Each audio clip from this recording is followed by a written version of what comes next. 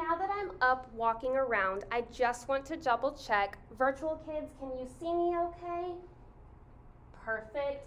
Face-to-face kids, are you able to see the board? And virtual kids, can you see my shared screen?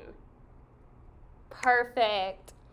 All right, so how do you think you did bringing all that prior knowledge in about historical fiction?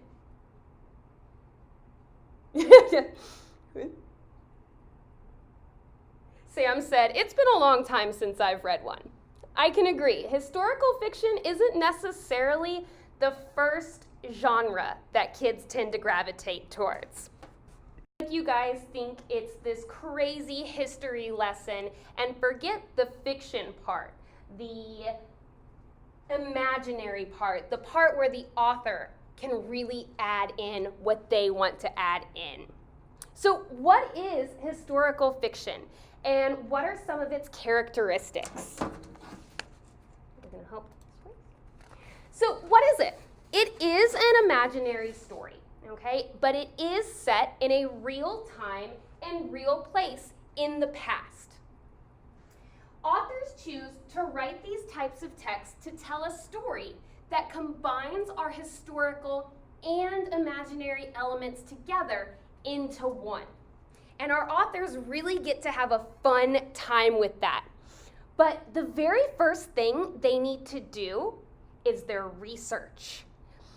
These texts are based so heavily on something true, historical, that the author's imagination does get to come into play, but they need to be able to know where they're coming from, their starting point. If I were to just point to someone and say, tell me about this time period, tell me about how they walk, how they talk, what they wear, do you think you'd be able to do that?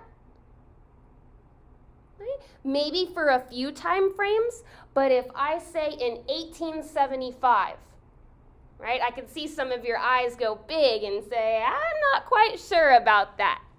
There would be some really good resources that our author could use to make sure that they get that proper information to guide them in that historical fiction text. Yes. Books, other books, perfect. But what kind of books? Nonfiction, that is correct. We need to make sure that we are starting off with the straight facts and then putting our spin to it as an author. What else? I have newspapers. That is an excellent resource. That is giving the news, and it's dated specifically. What else can you give me? Maps. Maps are an excellent one because maps are constantly changing. Have you ever seen a map of the United States as the years go through? It's pretty crazy how things change. So what are some characteristics, some specifics? We now know that we need to research beforehand, and we need to be able to have some sort of starting point as our author. But what are some more specific characteristics, right? We have that the setting is in a real place and time. We have characters who are real historical figures, or they are modeled on people, real people from the past. In addition, they can put in imaginary characters. So not every single character in that novel needs to be based on someone. A conflict needs to reflect that historical situation, right? Back in the 1600s, are we going to talk about civil rights movement and segregation? No, right? It doesn't match up. So our conflict has to match our time frame.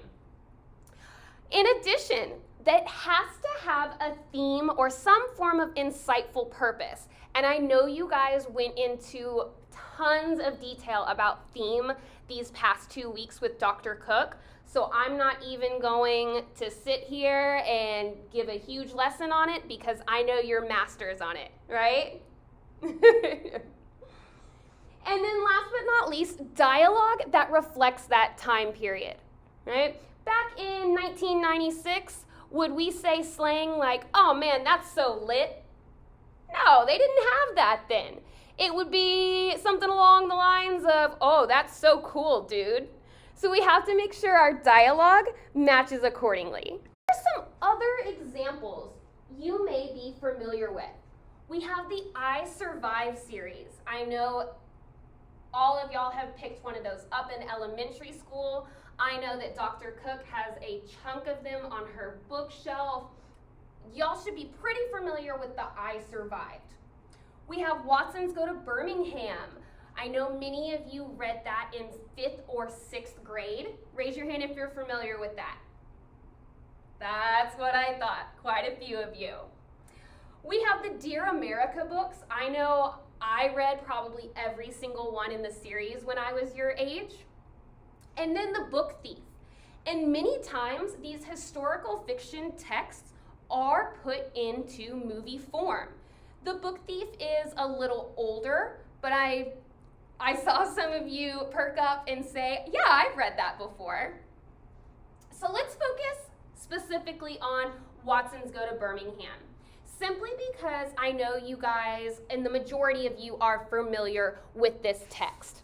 So when it comes to characteristics, we have a real place and time. We have Birmingham, Alabama, right? That is a real state.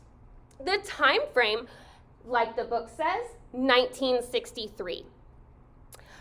Characters in there, while the majority of them were made up, there were some real people that were pulled from history. The Watsons family, unfortunately, was not a real family, even though they were a pretty great family. Conflicts during this time period. We had segregation, civil rights. The Watsons were coming from the north to the south.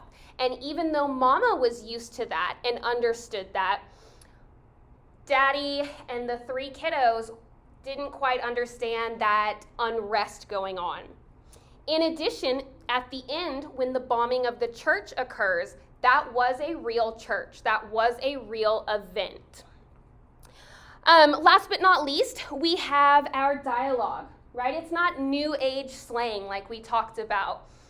Byron and Bumphead are huge, the cool guys, and they tend to say things that go along with that time frame.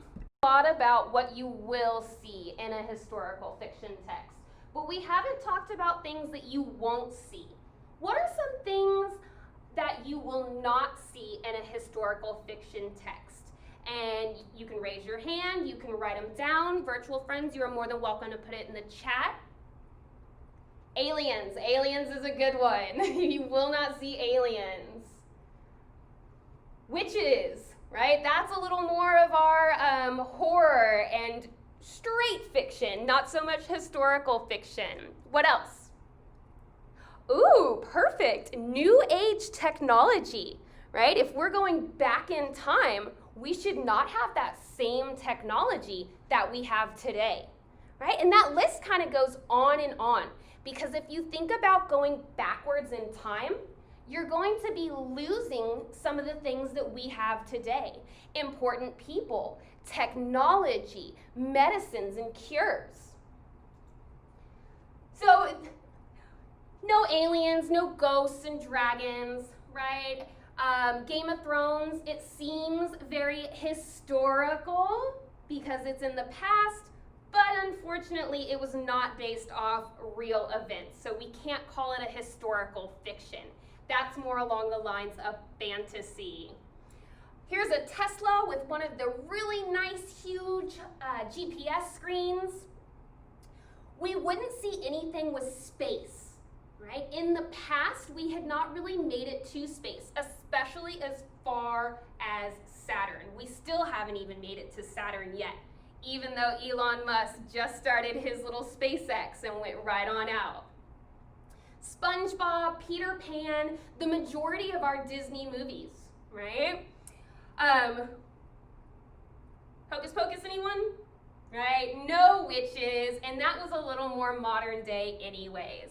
And of course, technology like our iPhones, our cell phones. You might be really surprised to see how new cell phones, iPhones, all of that really is.